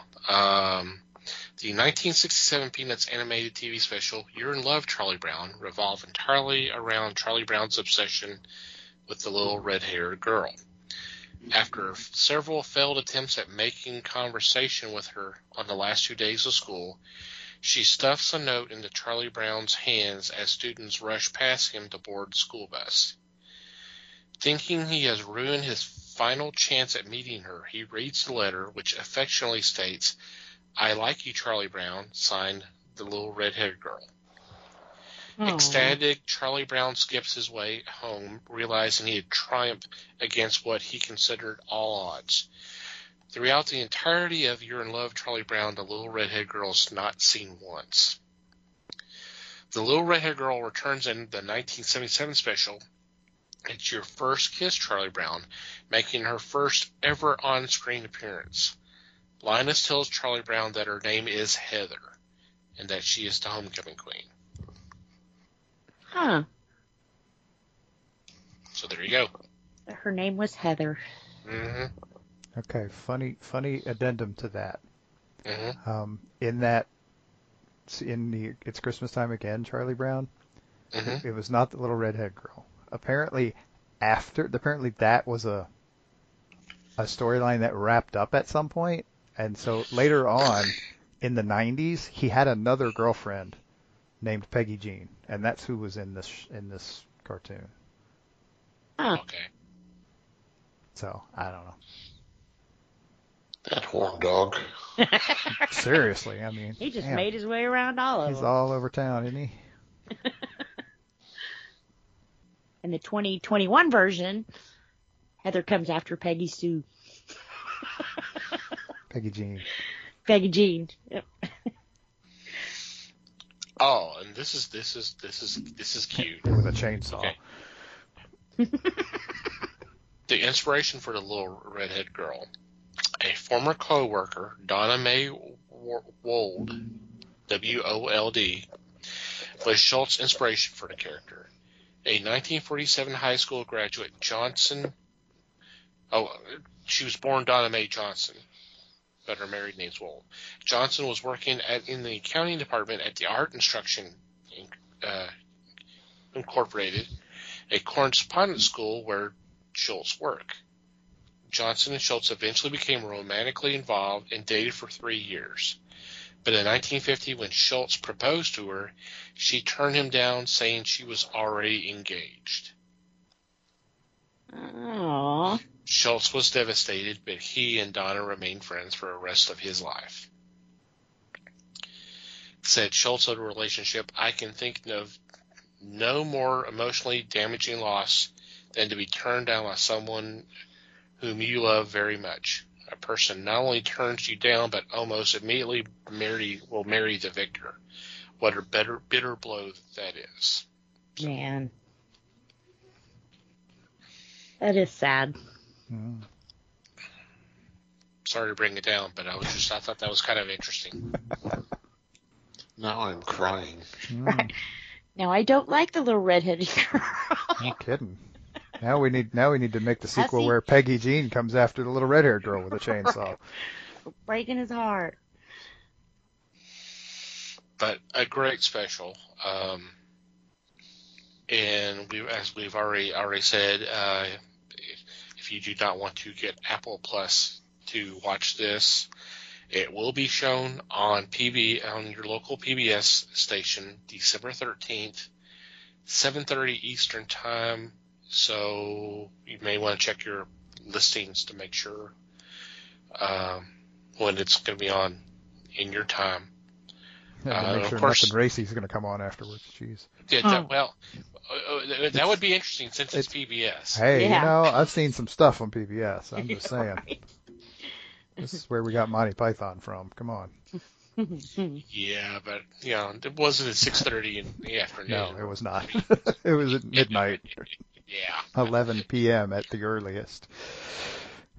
So, but it's well worth watching. It's such probably one of the best Christmas specials. It's animated, at least animated. I don't know about live action. I can't remember a lot of live action specials, Christmas specials, but it's my favorite Christmas special, bar none. Yeah. Yep. It's up there. Yep. It's a good one. Any final thoughts before we take a quick break? I think you wrapped it up. Yep. All right. Okay. We'll be back with our weekly picks.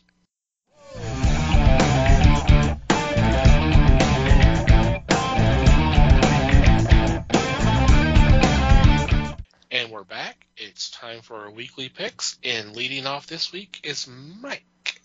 I'm leading off this week, by golly. And my first pick is from DC Comics, which is a little rare for me, but I had to jump on this one when I saw it.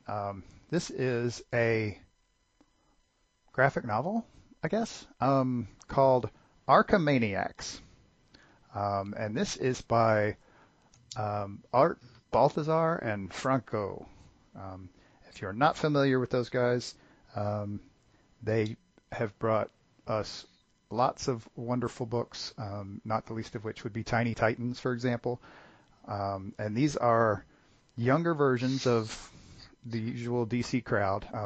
This one is based in an apartment building called Arkham in Gotham City. And the people who live there are always having a great time and laughing and having fun. And a young Bruce Wayne is curious to know why. So his plan is he's going to go and find out.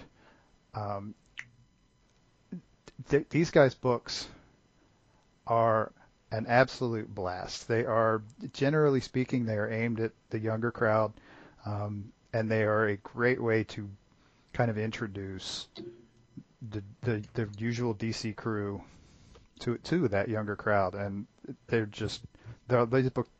books are a lot of fun, and I fully expect this one to be just as much so. That Sounds did like look fun. cute. That one's on my radar too. Mm-hmm. Very nice. All right, I am next, and for my first choice, I am going with a Marvel book. It's called Heroes at Home, and written by Zeb Wells. And this is, I believe this is just a one-shot, but it's, I guess, telling stories of the heroes, of all the heroes who are staying at home due to quarantine. So it looks like it'd be a really funny book.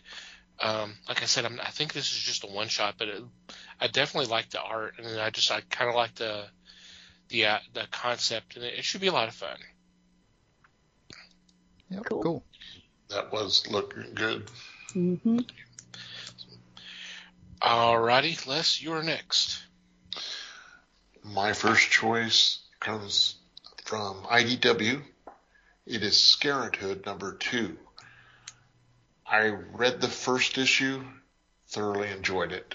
It's got humor, it's got a plot build-up, and by the sound of it, it sounds like the characters are from the United Kingdom, because they make references that are to that area, and it's a fun story where the parents of kindergartners get together and decide that they're going to find supernatural or horror characters. And this one is going to be the extension of it, with them kind of doing an into the woods type situation. So I recommend this one. It's been a fun run so far. Sweet. Cool.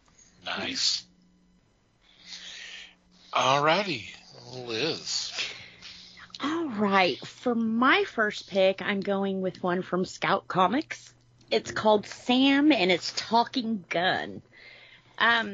Sam has a brother named Colt, who is apparently an asshole and has killed everything that Sam has ever loved. So he has now gone crazy, which of course probably is why his gun is talking, but he is going after his brother. He says, no matter the cost, no matter the consequences, Colt has to pay.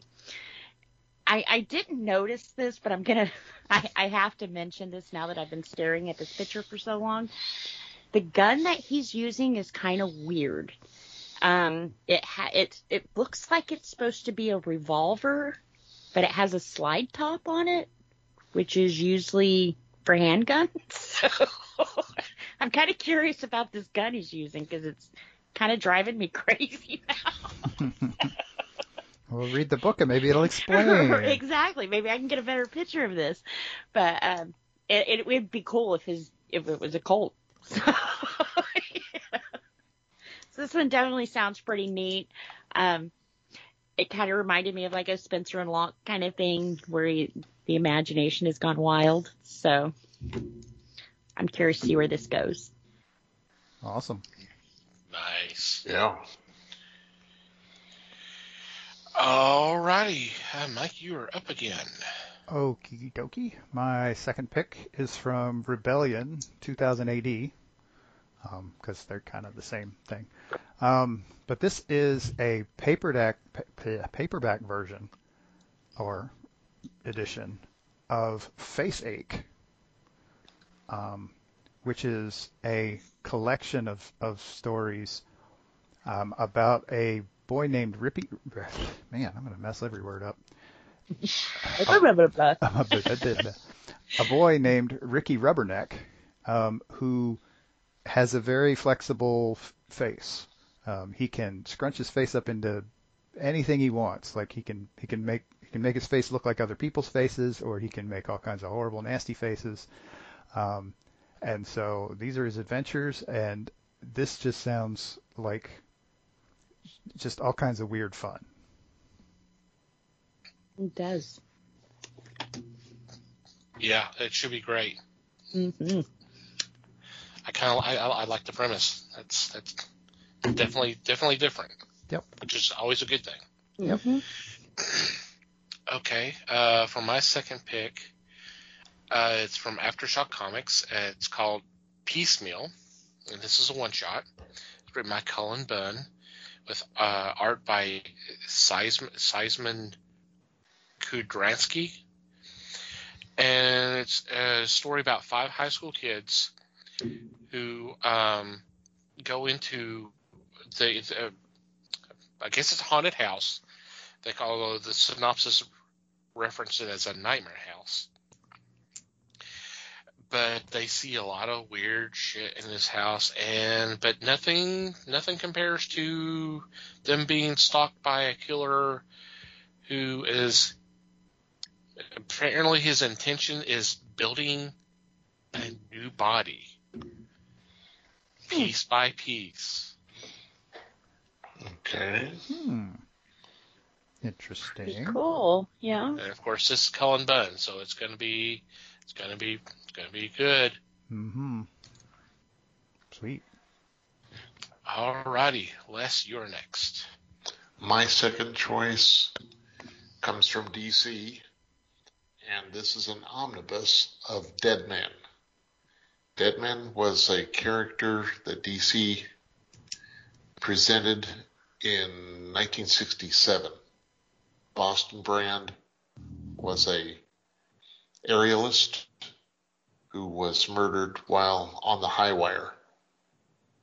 Now he takes the mysterious being Ramakrishna as his guide and becomes a character Deadman, which was also his name on the high wire. But he takes Deadman and is able to enter the bodies of various people, so he can jump into the body of, in some cases, even superheroes, such as Batman, and guide them to punch somebody out or discover other things. The main thing he wants to do is find his murderer, and this hardcover collects a load of issues, and I've got a feeling that this is the entire run. Wow. So, which I'm happy to see rather than number 1 of 8 or something like that. Right. But this was one of my favorite characters, and I believe I still have his first appearance and loved it. So catch this one, and because it is full of great stuff with art by Neil Adams, among others. Wow. Nice. That does sound good. It does. I have some of that. I have a couple of collections that has a lot of that material, and it's a really good read. I'm trying to remember who the original artist was, but yeah, Neil Adams took over pretty quick, and boy, he just made that character his own. But then again, Adams is such a great artist, but it's definitely a great story. Was it Infantino? I'm not. Let's do a little check here real quick. That's what editing's for. Mm-hmm. Yes, Carmine Infantino and Arnold Drake. Cool. Cool. You were correct. Alrighty, Liz. All right. For my second pick, this one you're actually going to get a 2-in-1. It has DC and IDW on the cover, but they are going to release it under the ID label. And it's Lock and Key and the Sandman Universe, Hell and Gone. Now, this is issue number 0. This will get you ready for this big crossover. 2 stories. Lock and Key is Open the Moon, where they're going to kind of explain to you who Chamberlain Locke is and what these keys are. So if you've never picked up Lock and Key, this will kind of get you primed for it. Now, if you're on the other hand and you've never read anything in the Sandman universe, you'll get a story called Season of the Mist, which it will get into the Lord of Dreams and Lucifer. So you'll learn about these two guys. So by the time they put out issue 1, you'll kind of know what's going on from both worlds. So you'll be able to get into this crossover. I've loved both of these titles separately. They're just always really well done. We've got Joe Hill writing it. Of course, it's going to be amazing. And also, we've got Gabriel Rodriguez doing all the artwork. So if you're a fan of either one of these titles, this is definitely the crossover that you're wanting to read. Very nice. Yep. I'm glad they brought Lock and Key back. It was in a dead space for quite a while before they picked it back up and did something with it. So, and I think it's Netflix has the Lock and Key series, which is actually pretty decent. So if you're not real familiar with that title, they did consult Joe Hill on it. And I think he even wrote some of the episodes for this miniseries. So it was pretty good itself. Cool. Alrighty. Any special shout outs this week? I don't think I have anything. No. Well, I do want to mention the passing of Dave Prowse, Oh, yeah. who is Darth Vader. He was in the suit for the trilogy, the classic trilogy. He was also a bodybuilder. He actually helped train Christopher Reeve to get the physique that he needed for the Superman films. So I didn't know that. Oh yeah. He passed away at the age of 85, I believe. And it's come out within the last couple of days or so. I think his daughter had mentioned that he was already suffering from Alzheimer's, I believe, but this was COVID related. Oh, wow. Yeah. So, You know, they had finally released that Sean Connery had died of complications from pneumonia. And I'm kind of wondering if that was COVID related too. Yeah, who knows? Mm-hmm. it could have been. Who knows? I do want to also mention that Hugh Case Byrne, who was in the original Mad Max, and it was also in Mad Max Fury. Just Google the name, you'll recognize him. It just came down the day that he passed away at the age of 73. Oh. Yeah. So yeah, we're losing a lot of. 2020 sucks. We've does. Yep, it does. We've gone over that ad nauseum, and we're not telling y'all Apparently that we're not done yet either, but anyway. It's like, oh, there's only a few days left of the year. Okay, let's make up for it. Come on. Like, no, you don't have to. And it's fine. Really, You could take a break. no, That's fine. That's enough. Yep. Just take it easy and just coast in and get 2021 started up, and hopefully things will be a hell of a lot better. Yep. Okay, we will move on to our regular shout-outs. I want to thank Pop Goes the Culture Podcast Network for allowing us to be part of a great group of fellow podcasts. Definitely recommend that you check them out. There will be a link in the show notes.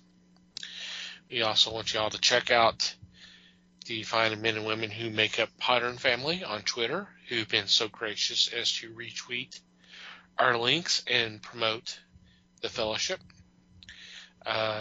Best way for you to check them out is to do a search, #Podern Family, all one word, and it'll give you a list. You can just go through, and whatever catches your attention, click on that link and download that episode, and hope you have a blast. Thank you guys always for your support.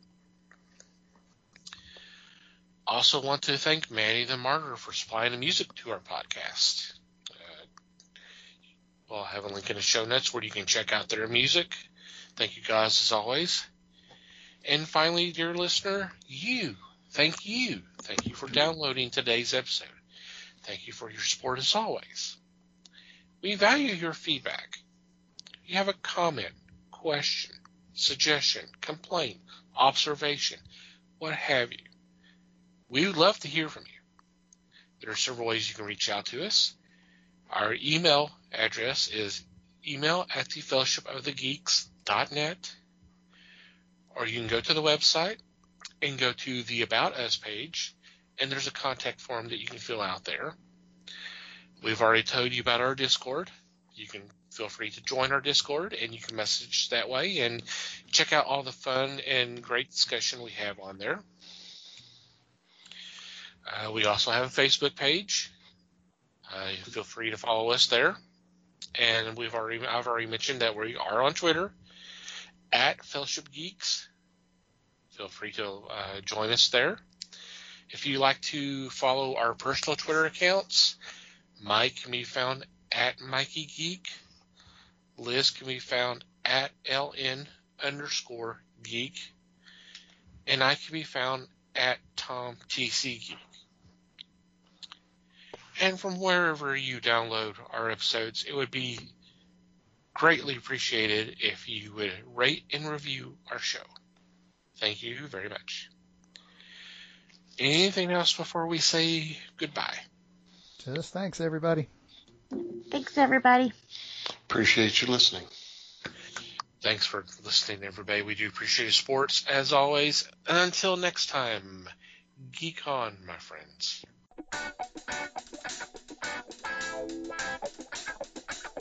We thank you for listening to the show.